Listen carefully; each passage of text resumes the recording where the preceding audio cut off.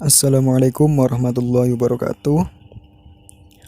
Pada kesempatan kali ini kami dari kelompok 5 akan mempresentasikan bab 12, yakni psikologi Abraham Maslow dan teori psikososial Erikson. Adapun anggota kelompok 5, yang pertama Muhammad Rizal Gibran, yang kedua Muhammad Rasi Irfan, yang ketiga Nadia Devi Septiana, yang keempat Neni Setianingsih, yang kelima Miftahul Jannah. Adapun dalam bab 12 ini kami bagi menjadi 5 subbab. Yang pertama biografi Abraham Maslow, yang kedua manusia menurut Maslow, ketiga konsep psikologi Maslow, keempat madhab humanistik Maslow, dan yang kelima teori psikososial Erikson. Yang pertama biografi Abraham Maslow. Abraham Harold Maslow dilahirkan di Brooklyn, New York pada tanggal 1 April 1908. Maslow dibesarkan dalam keluarga Yahudi Rusia dengan orang tua yang tidak mengenyam pendidikan tinggi. Pada masa kecilnya, ia dikenal sebagai anak yang kurang berkembang dibanding anak lain yang sebayanya. Ia mengatakan bahwa dirinya adalah seorang anak Yahudi yang tumbuh dalam lingkungan yang mayoritas dihuni oleh non-Yahudi. Ia merasa terisolasi dan tidak bahagia pada masa itu. Ia tumbuh di perpustakaan di antara buku-buku. Abraham Maslow awalnya berkuliah umum, namun pada akhirnya ia memilih untuk mempelajari psikologi dan lulus dari Universitas Wisconsin. Pada saat ia berkuliah, ia menikah dengan sepupunya yang bernama Bertha pada bulan Desember 1928 dan bertemu dengan mentor utamanya yaitu Profesor Harry Harlow. Ia memperoleh gelar bachelor pada 1930, kemudian master pada 1931 dan PhD pada tahun 1934. Maslow kemudian memperdalam riset dan studinya di Universitas Columbia dan masih mendalami subjek yang sama. Di sana ia bertemu dengan mentornya yang lain, yaitu Alfred Adler, yang merupakan salah satu kolega awal dari Sigmund Freud. Pada tahun 1937 sampai 1951, Maslow memperdalam ilmunya di Brooklyn College. Di New York, ia bertemu dengan dua mentor lainnya, yaitu Ruth Benedict, seorang antropologis, dan Max Wertheimer, seorang gestalt psikolog, yang ia kagumi secara profesional maupun personal. Kedua orang inilah yang kemudian menjadi perhatian Maslow dalam mendalami perilaku manusia. Maslow menjadi pelopor aliran humanistik psikologi yang terbentuk pada sekitar tahun 1950 hingga 1960-an. Ia menghabiskan masa pensiunnya di California sampai akhirnya ia meninggal karena serangan jantung pada 8 Juni 1970. Kemudian ia dianugerahkan gelar Humanist of the Year oleh Asosiasi Humanis Amerika pada tahun 1967. Manusia menurut Maslow. Maslow yakin bahwa banyak dari tingkah laku manusia yang bisa diterangkan dengan memperhatikan kecenderungan individu untuk mencapai tujuan personal yang membuat tujuan kehidupan individu bersangkutan penuh makna dan memuaskan. Maslow melukiskan manusia sebagai makhluk yang tidak pernah berada dalam keadaan puas sepenuhnya. Bagi manusia, kepuasan itu sifatnya sementara. Jika satu kebutuhan telah terpuaskan, kebutuhan lainnya akan muncul menuntut pemuasan, dan seterusnya. Kebutuhan yang ada di tingkat dasar pemenuhannya lebih mendesak daripada kebutuhan yang ada di atasnya. Semakin individu mampu memuaskan kebutuhan yang tinggi, maka individu itu akan semakin mampu mencapai individualitas matang dan berjiwa sehat. Menurut Maslow, manusia termotivasi untuk memenuhi kebutuhan-kebutuhan hidupnya. Kebutuhan-kebutuhan tersebut memiliki tingkatan atau hierarki, mulai dari yang paling rendah atau bersifat dasar atau fisiologis sampai yang paling tinggi, aktualisasi diri. 3. Konsep dasar psikologi Maslow. Abraham Maslow mencela para ahli psikologi karena pandangannya yang pesimistik dan negatif tentang manusia. Maslow mempunyai pandangan yang berbeda, yakni pandangan positif bahwa manusia mempunyai potensi untuk maju dan berkembang. Manusia pada dasarnya baik atau setidaknya tidak jahat. Manusia akan mengalami pematangan melalui lingkungan yang mendukung dan usaha aktif dari diri sendiri untuk merealisasikan potensinya. Oleh sebab itu, Maslow tidak meneliti orang yang mengalami gangguan jiwa dan cedera otak, tetapi lebih meneliti orang-orang yang sehat dan kreatif untuk mengetahui ciri-ciri orang yang kreatif dan berhasil mengaktualisasikan diri. Orang-orang sukses dan kreatif yang diteliti oleh Maslow ialah Roosevelt, Beethoven, Lincoln, dan Einstein. 4. Mazhab humanistik Abraham Maslow. Definisi psikologi humanistik. Dari segi bahasa humanisme, artinya kemanusiaan. Sedangkan menurut istilah, berarti suatu paham mengenai kemanusiaan yang hakiki. Jelasnya, humanisme adalah suatu gerakan atau aliran yang bertujuan untuk menempatkan manusia pada posisi kemanusiaan yang sebenarnya. Psikologi humanistik merupakan salah satu aliran dalam psikologi yang muncul pada tahun 1950-an. Dengan akar pemikiran dari kalangan eksistensialisme yang berkembang pada abad pertengahan. Pada akhir tahun 1950-an, para ahli psikologi seperti Abraham Maslow, Carl Rogers, dan Clark Mustakes mendirikan sebuah asosiasi profesional yang berupaya mengkaji secara khusus tentang berbagai keunikan manusia, seperti tentang self atau diri, aktualisasi diri, kesehatan, harapan, cinta, kreativitas, hakikat, individualitas, dan sejenisnya. Psikologi humanistik lahir sebagai revolusi ketiga atau dikatakan sebagai mazhab ketiga psikologi, yakni reaksi atas aliran psikoanalisis dan behaviorisme serta dipandang sebagai kekuatan ketiga dalam aliran psikologi. Dalam mengembangkan teorinya, psikologi humanistik sangat memperhatikan beberapa hal, yakni dimensi manusia dalam berhubungan dengan lingkungannya, secara manusiawi dengan menitik beratkan pada kebebasan individu untuk mengungkapkan pendapat dan menentukan pilihannya. Nilai-nilai, tanggung jawab personal, otonomi, tujuan, dan pemaknaan.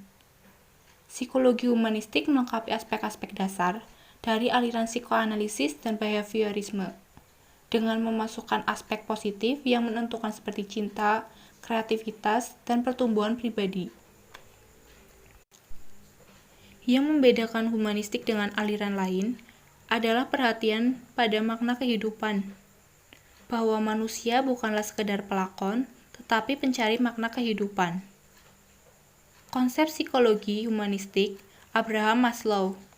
Beliau menyatakan studi tentang orang-orang yang mengaktualisasikan dirinya mutlak menjadi fondasi bagi semua ilmu psikologis yang lebih semesta. Konsep dasar humanistik Maslow.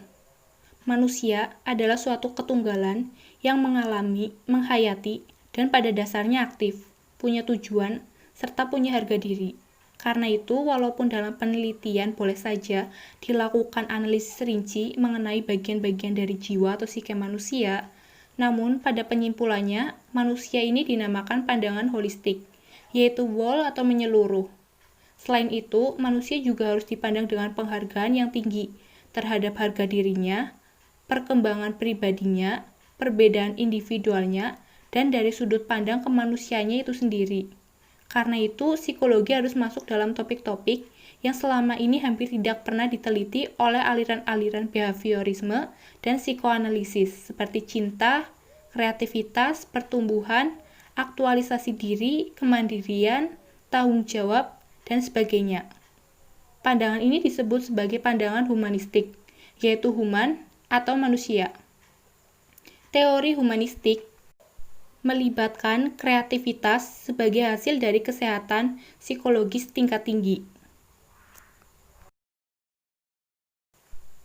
Teori hierarki kebutuhan Maslow. Maslow menyusun teori motivasi manusia di mana variasi kebutuhan manusia dipandang tersusun dalam bentuk hierarki atau berjenjang. Setiap jenjang kebutuhan dapat dipenuhi hanya apabila jenjang sebelumnya telah terpuaskan. Kebutuhan fisiologis harus terpuaskan terlebih dahulu sebelum muncul kebutuhan rasa aman. Sesudah kebutuhan fisiologis dan rasa aman terpuaskan, baru muncul kebutuhan kasih sayang, begitu juga seterusnya. Adapun hierarki kebutuhan tersebut adalah sebagai berikut. Yang pertama, kebutuhan fisiologis. Kebutuhan fisiologis adalah kebutuhan dasar yang penting bagi kelangsungan hidup kita. Beberapa contoh kebutuhan fisiologis meliputi makanan, air, pernafasan, buang air kecil, dan sebagainya. Yang kedua, kebutuhan rasa aman dan tentram. Ketika naik ke tingkat kedua, hierarki kebutuhan Maslow, tahapan mulai menjadi sedikit lebih kompleks. Pada level ini, kebutuhan akan keamanan dan keselamatan menjadi yang utama. Orang ingin kontrol dan ketertiban dalam hidup mereka. Jadi, kebutuhan akan keselamatan dan keamanan ini berkontribusi besar pada perilaku di tingkat ini. Beberapa kebutuhan dasar keamanan dan keselamatan meliputi keamanan keuangan, kesehatan, keselamatan dan dari kecelakaan dan cedera, dan sebagainya. Yang ketiga, kebutuhan untuk dicintai dan disayangi. Contohnya adalah memiliki teman, memiliki keluarga, kebutuhan cinta dari lawan jenis, dan lain sebagainya. Yang keempat, kebutuhan untuk dihargai. Pada tingkat keempat, dalam hierarki Maslow adalah kebutuhan untuk penghargaan dan rasa hormat. Ketika kebutuhan di 3 tingkat terbawah telah terpenuhi, kebutuhan penghargaan mulai memainkan peran yang lebih menonjol dalam memotivasi perilaku. Pada titik ini, menjadi semakin penting untuk mendapatkan rasa hormat dan penghargaan dari orang lain. Orang-orang memiliki kebutuhan untuk mencapai hal-hal dan kemudian upaya mereka diakui. Yang kelima, kebutuhan aktualisasi diri. Di puncak hierarki Maslow adalah kebutuhan aktualisasi diri. Maslow menjelaskan, merujuk pada kebutuhan orang-orang untuk mencapai potensi penuh mereka sebagai manusia. Menurut definisi Maslow tentang aktualisasi diri, ini dapat secara umum digambarkan sebagai penggunaan penuh dan eksploitasi bakat, kemampuan, potensi, dan lain-lain. Orang-orang tersebut tampaknya memenuhi diri mereka sendiri dan melakukan yang terbaik yang mampu mereka lakukan. Mereka adalah orang-orang yang telah mengembangkan atau sedang berkembang menuju kepribadian penuh yang mereka mampu. Teori psikososial Erikson. Teori perkembangan psikososial Erikson. Teori perkembangan Erikson sangat dipengaruhi oleh psikoanalisa Freud.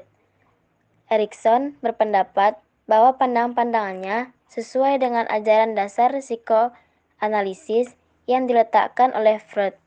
Jadi, dapat dikatakan bahwa Erikson adalah seorang post-Freudian atau New Freudian. Beliau tidak mendasarkan perkembangannya pada libido, tetapi pada pengaruh sosial budaya di lingkungan individu. Menurut Erikson, perkembangan psikologis dihasilkan dari interaksi antara proses-proses maturasional atau kebutuhan biologis dengan tuntutan masyarakat dan kekuatan-kekuatan sosial yang dihadapi dalam kehidupan sehari-hari. 8 tahapan perkembangan psikososial.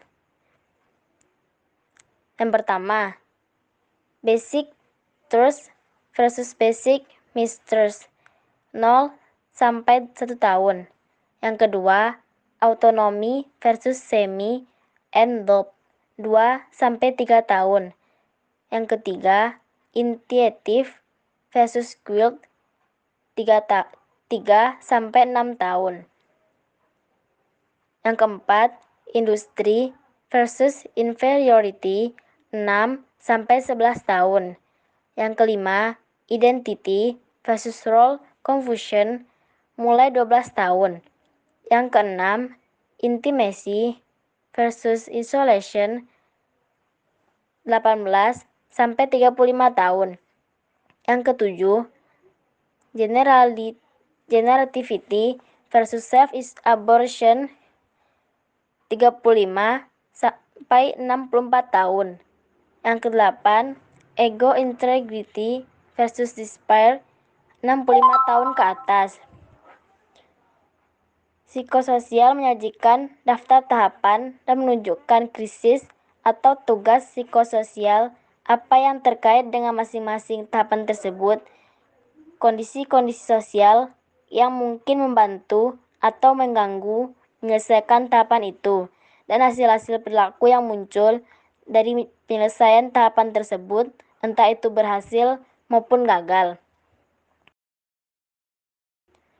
Baik, sekian presentasi dari kelompok kami. Apabila terdapat kekeliruan atau kesalahan kata, kami mohon maaf. Sekian, terima kasih.